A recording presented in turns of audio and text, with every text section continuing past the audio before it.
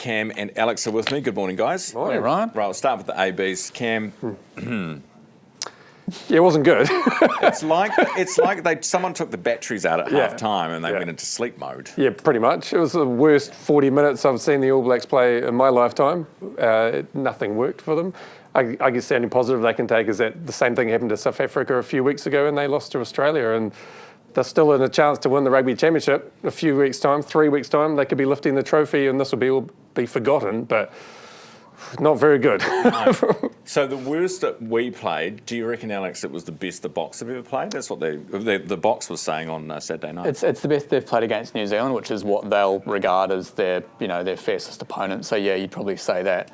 But if you remember back to 2017 when the All Blacks put 57 on South Africa, and then 2 years later they're world champions. So I don't know if it's quite the alarm bells ringing just yet, but we will need to see a response from this All Blacks team when they play at Eden Park in a couple of weeks. Yeah, and if we don't, even if we do, okay, let's just right now, what do they need to change? Like, what's the immediate changes that you think need to be made? Well, it's the lineouts and scrums are where they're just getting dominated, which is a bizarre thing to say for All Blacks because that's their strongest component of the game is scrums and lineouts, and they just looked horrible in both aspects, especially in the last 30 minutes.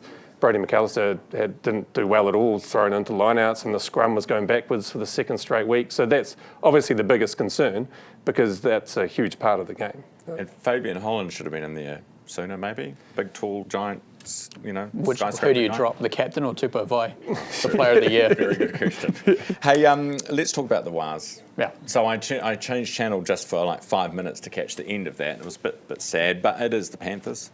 Yeah, I mean, it was as well as they could have done given the circumstances. Like, the Panthers are, I think the first time I came on here, we were speaking about the Panthers, and they are probably going to go down as the greatest team to ever play in the NRL, which is what they've done.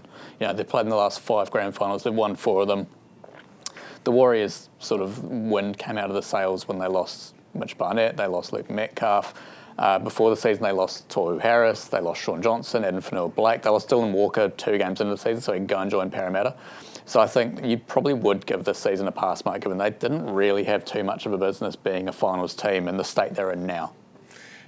Watching the Women's Rugby World Cup, it was almost, for the Black Ferns, almost the opposite of what happened with the All Blacks in the Springboks. Yeah, right? They kind of did what the Springboks did, an amazing second half.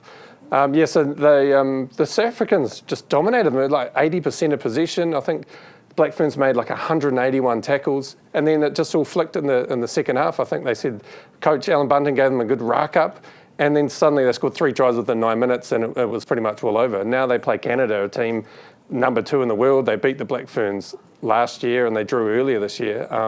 I think Canada will be watching that first half especially and seeing how they could possibly dominate the Black Ferns up front. And then we've also the other semis, France, England, right? So how do all these teams kind of match up at this point of the competition? I mean, England are probably the clear front runners. They've been the best team in women's rugby for so long. Canada are ranked 2nd in the world.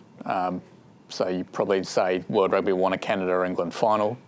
France, you never know. Like, it's just such a great trope with France in any sport, just which France is going to turn up. So, I mean, if France turn England over, I wouldn't be too amazed. It would be a surprise, but it wouldn't be, unprecedented. And then the Black Ferns sort of know how to turn it on when they need to, like we saw the last World Cup. So, I mean, this is really where the tournament starts. Just finally, before we go, I had a text to the radio this morning from a listener who said that what the All Blacks need is a tune-up, a rack-up from Dame Knowles. Yeah, definitely. What do you reckon? She's not up to much. No. Get her in there.